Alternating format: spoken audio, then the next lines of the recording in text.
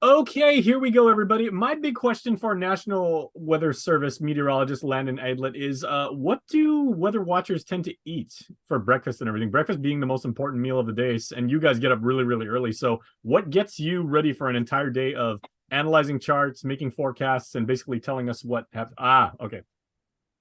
Cannot go wrong with coffee. I used to do a pot a day by 9 o'clock in the morning before I even leave home. So coffee fuels the meteorologist. Okay. I was thinking maybe link sausage, maybe like a good, like macadamia nut pancake and everything. That's straight up coffee. That works. Yeah, you can't go wrong with the sausage, the chorizo, or even beef tapa and eggs. That's my favorite. That'll put you to sleep. I mean, but I think it's offset by the effects of the caffeine. All right, so what does your highly caffeinated state right now lead us to believe about what we can expect with the weather this week, man? Yeah, the weather's going to be interesting over the next 24 hours. We're looking at mostly fair conditions outside. We've had some spotty showers pass over the islands. If you're out there driving in the morning rush hour, you saw some of the showers were pretty heavy for a brief period, but then they just zip right on by. So they're small in coverage, but they can drop that heavy rainfall for a few moments.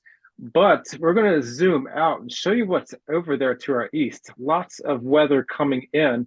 And is this anything that we're concerned about as far as tropical weather? No, that is not the case. This is more of a surface trough, but at the same time, we have this upper level trough and upper level disturbance that's pushing through. And so if you see all the yellow, those are lightning strikes. I'm going to turn the radar down. Look at all that lightning to our east. That's all coming our way. And so what happens is when you have these surface features, they can generate weather and showers and thunderstorms on their own. But when you have the upper level divergence, those winds moving apart, that's where the magic happens. And so you have the winds converging at the surface. So when you have that convergence, the winds converge, they go up. But when you have that divergence overhead, it allows the air particles to move apart. And so it's like a funnel. And so you have the showers coming, the convergence at the surface, it comes up. You get that upward motion. That's where you get the clouds, the showers, and the thunderstorms. And the stronger the upward motion, the higher these clouds get. And that's where we get the lightning potential. And so that's what we're dealing with over here. So all of this is going to be coming in, moving westward. So we're going to probably see an uptick in showers and thunderstorms as we go through the day. Will it be a washout? That's not likely to be the case, but we could see those brief periods of heavy showers and some thunderstorms. So remember, when thunder roars, get Get indoors. Once indoors. this, Something yeah, something it's something that you've taught us and something I practice all the time. yeah. When you hear thunder, you are in danger of being struck by lightning, and so don't risk it. That's my biggest fear is being out there, even walking to the car from the grocery store during a thunderstorm. Don't risk it. Stay inside for a few more minutes or sit in your car for a few more minutes until it passes. But once this all passes by, it's not so bad for the rest of the week. We are in a wet pattern, and there have been threats and rumors of tropical cyclones moving through the area. We were watching an Invest area, which is now somewhere down southwest of Winochuk. That was originally Invest 94W near Madro several days ago. Then that was canceled.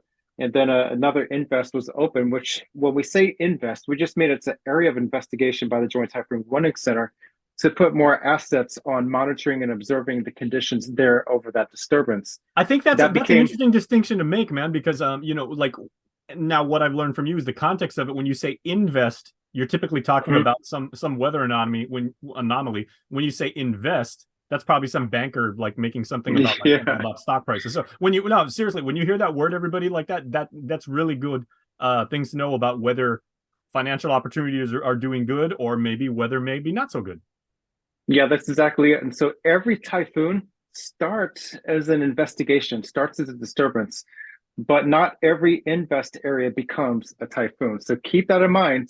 The Joint Typhoon Warning Center opens up well over 100 invest areas every year, but only a fraction of those become tropical storms or typhoons. And so we are watching that invest area was closed and then became invest 95W. That has since closed. And now it looks like the remnants of it as that low level circulation is somewhere down here southwest of Winochuk. That's eventually going to be lifting northward, bringing more showers to our area as it passes off to our southwest. So again, no imminent threat of a tropical cyclone to the Mariana Islands at this point, but the forecast models still in the long range do spin up disturbances in the region in our vicinity later this week into the weekend and early next week. So the bottom line is stay tuned because we are in wet season.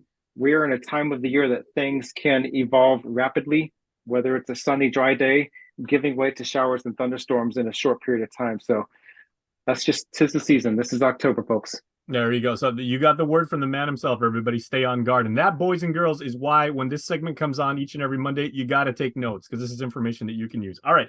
Parting shot, Landon. I want to give I actually want to pick your brain about something real quick, if I may. In terms of science, because I've been thinking a lot, because I'm a big computer nerd, and I've been thinking about actually getting internet access from satellites, like Starlink, the system does. How high up are the weather satellites that you guys use? I mean, are they super stratospheric, like all the way like in deep space, or are they closer to the ground? And also, like in terms of like what's up in the sky, when lightning hits us, you were talking about lightning earlier.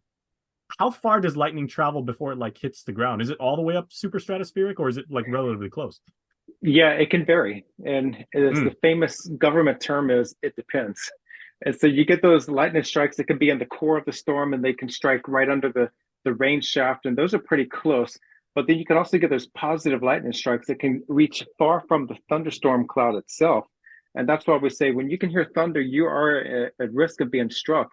Those lightning bolts can reach upwards of 15 to 20 miles away from the thunder cloud itself. So when thunder roars, get indoors. You don't want to be caught in the swimming pool or in the beach, snorkeling in the lagoon or anything. You have to watch out for that. But the satellites, they vary.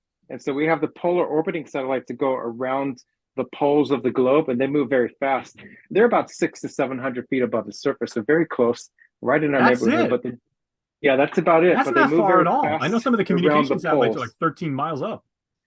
That's correct. And so the Himawaris satellite, which has given us this beautiful seamless picture right there on my screen, that one's up about 23,000 miles over the surface. So that's the geostationary. It sits over one point over the equator. And as the world spins, it stays over that single point. Huh. Okay. I had no idea that the weather satellites were that close to Earth. I mean, 700 feet is like, I mean, if you could, you might be able to see 700 miles. That, right? Yeah, 600 to 700 miles. Oh, miles. Okay. Hope I didn't say feet. Okay, 6 to 7. I mean that is a far distance away, but certain. Wow. Okay. Yeah, and that I mean was 600 feet. That would be a drone. Yeah. Okay, so even more reason to keep your eyes in the skies because we may be watching the weather and not in a scary way. You guys are watching us too. I really wish I'd phrased that differently. And I will say this, that behind the scenes of the daily forecast, what we're communicating here on KUAM and also in our text bulletins every day, twice a day, there's so much groundwork into putting a forecast together, so much behind the scenes work, providing the satellite data, doing the research, planning a new and advanced satellite that's going to go up in orbit someday. And there's just so much work involved. We're not all meteorologists in the Weather Service. We're a lot of computer techs, electronic techs, administrative support staff, researchers. It's a beautiful orchestration. There you go. And once again, and highly caffeinated. And I'm sure the opposite effect of that is you guys sleep really well at night because all you men and women work really hard. And man, we appreciate the hustle. Absolutely. All right. Have a good one, man. Thanks.